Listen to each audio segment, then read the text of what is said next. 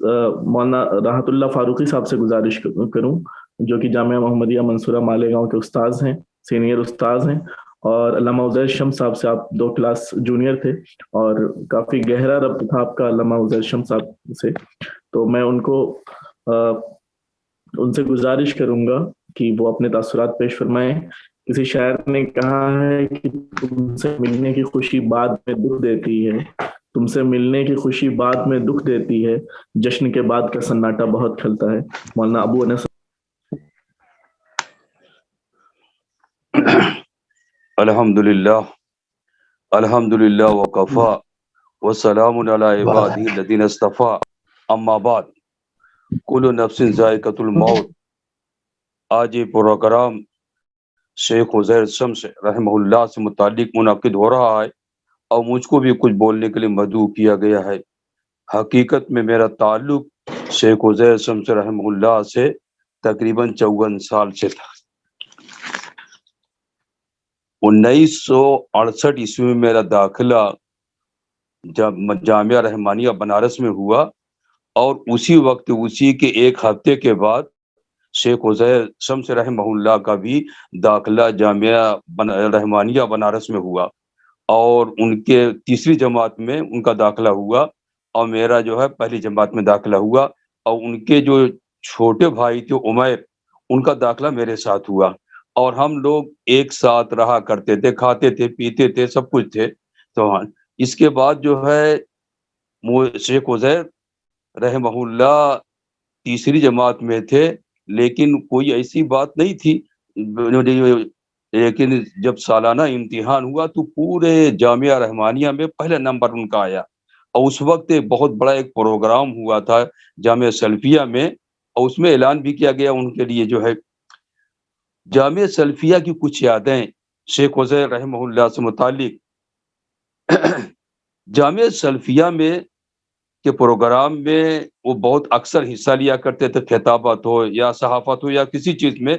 Drama में भी एक मरतबा हिस्सा लिए थे और शेख उज़ैर रहमहुल्लाह इब्लीस का किरदार अदा किया था और हमारे दोस्त थे मौलाना अब्दुल कुद्दूस साहब जो इस वाल हाफिज़हुल्लाह इस वक्त जामिया मोहम्मदिया मंसूरा में उस्ताद हैं और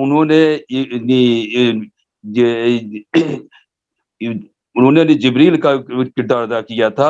ये ड्रामा बहुत ही अच्छा था और मौलवी उज़ैर रहमहुल्लाह इस ड्रामे में काला लिबास पहन कर आए थे और प्लास्टिक का लिबास पहन कर आए थे, इसकी वजह से। और एक मर्तबा शेख उज़ैर ने खुतबा दिया जामिया सल्फिया में और पूरा खुतबा बैज़ावी से मुतालिक था कि बैज़ावी किताब जो है बड़े झूम के हमारे असातिज़ा जो पढ़ाते हैं, इसमें अकायद के एतबार से भी खामियां हैं और इसके अलावा जो है फ़ज़ाइल से मुतालिक सूरतों के बहुत से मौज़ू और रवायतों को इकट्ठा कर दिया गया है। एक किताब जो है पढ़ाने के लायक नहीं है, इसको ना मतलब बेहतर यही है चुनांचे इस किताब के पढ़ाने वाले मौलाना आज़ाद इदरीस रहमानी रहमहुल्लाह थे, वही पढ़ाते थे और उस खुतबा में वो भी मौजूद थे। चुनांचे वो बहुत नाराज़ हुए, लेकिन एक किसी से कहते हैं कि बात तो सही कहा था लेकिन उसको क्या है ऐसा नहीं कहना चाहिए। तो ये बताए शेख उज़ैर। और आप ये समझ लीजिए कि शेख उज़ैर को 1975-74 में हम लोग कंप्यूटर के बारे में नहीं जानते थे, तलबा पढ़ते थे कंप्यूटर के बारे में। उस ज़माने में उनको कंप्यूटर के नाम से याद किया जाता था। तो इतना ज़्यादा इसलिए कि किसी चीज़ के बारे में अगर उनसे पूछा जाता, किसी मुसन्निफ़ के बारे में, मौलिफ़ के बारे में, किसी चीज़ के बारे में, तो तारीख़ पैदाइश के साथ वो बयान किया करते थे। तो मैं जानती हूँ। अच्छा, तलबा जो है इम्तिहान के मौके पर शेख उज़ैर रहमहुल्लाह से पूछते थे, इसलिए कि बहुत ही इख्तिसार के साथ बड़े अच्छे अंदाज में वो समझा दिया करते थे बनी अच्छी-अच्छी बहसों को और इसीलिए ख़ास तौर से। और लेकिन वो इम्तिहान के ज़माने में कहीं छिपे रहते थे, 11-12 बजे रात के वक़्त ही निकलते थे थोड़ा-सा जो है, इसीलिए लड़के कहते थे चमगादड़ की तरह आप निकले हैं और उसी वक़्त क्या है पूछते थे। चुनांचे 1982 का मामला है, अल्लामा एहसान इलाही ज़हीर रहमहुल्लाह से बहस मुनाज़रा हुआ।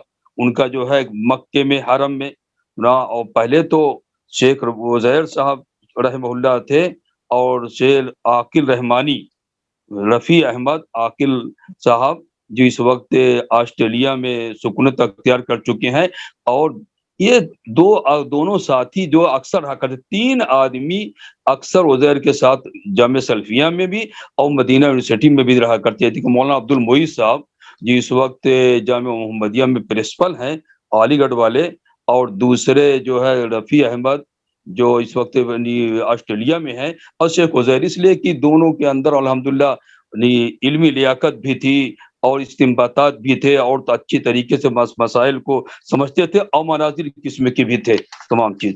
تو علامہ احسان علی ظہیر رحمہ اللہ جس وقت موجود تھا، میں بھی تھا، تو سمجھے کہ مانے معمولی سمجھے، لیکن جب بحث لمبی ہوتی گئی 1 گھنٹہ کا، تو انہوں نے سمجھا اور اعتراف کیا۔ بعد میں دوسرے دن اپنے بھائی سے کہنے لگے کہ یہ شیخ عزیر ہیں اور یہ جو ہے رفیع احمد ہیں، الحمدللہ اچھے عالم ہیں، ہندوستان کے رہنے والے ہیں تمام چیز۔ ایک مرتبہ شیخ عزیر نے کہا کہ میں نے اپنا حق ادا کیا، اور مسجد نبوی میں مولانا زکریا رحمہ اللہ مسجد نبوی میں بہت بوڑھے ہو گئے تھے، اور وہاں پر جو ہے وہ بیٹھا کرتے تھے۔ تو شیخ عزیر وہاں ان کے پاس گئے اور کہا مولانا تبلیغی نصاب آپ نے تیار کیا کہ خرافات نصاب تیار کیا؟ اللہ تعالیٰ جب قیامت کے دن آپ سے پوچھے گا ان چیز کے بارے میں، اس کتاب کے ذریعے سے کتنے لوگ گمراہ ہوئے، کتنا کیا ہوا، آپ کیا جواب دیں گے اس کے؟ تو کہا کہ میں نے نہیں، تو جاہل قسم کے لوگ ہیں، اس طرح کی ہے، میرا مقصد یہ نہیں تھا، میرا نصیحت کرنا تھا۔ لیکن شیخ عزیر رحمہ اللہ نے کہا کہ میں نے اپنا حق ادا کر دیا۔ وہ ہم ان کے پاس نہیں گئے تھے، وہ خود ہی گئے تھے ان کے پاس، جو ہے زکریا صاحب کے پاس، اور کہا کہ جس کی وجہ سے بہت جو ہے عالم اسلام میں جو ہے اس کتاب کی وجہ سے بہت سے لوگ گمراہ ہیں، موضوعات، خرافات، واقعات کو آپ نے بھر دیا۔ اگر اس کی جگہ پہ انبیاء کے واقعات کو بیان کیے ہوتے تو بہت اچھا ہوتا، تمام چیزیں جو ہے۔ اسی طرح سے ابھی 3 سال پہلے آئے تھے، اور ایک کوئی بحث نکلی تھی کسی چیز کے بارے میں جماعت اسلامی سے متعلق، کہ مولانا مودودی رحمہ اللہ نے کہا اپنی کتاب تجدید احیاء الدین میں ذکر کیا شیخ الاسلام ابن تیمیہ رحمۃ اللہ علیہ کے وقت کی بڑی تعریف کی، لیکن آخر میں ذکر کیا کہ ان کی کارنامے کی وجہ سے تمام چیز کوئی تحریک نہیں چل سکی۔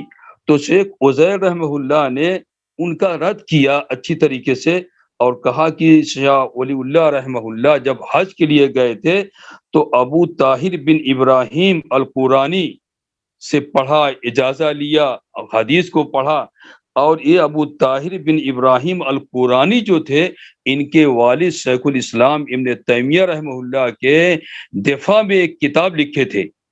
تو گویا کہ جب باپ نے دفاع میں کتاب لکھا تو بیٹے کا بھی اثر ہوا ہوگا۔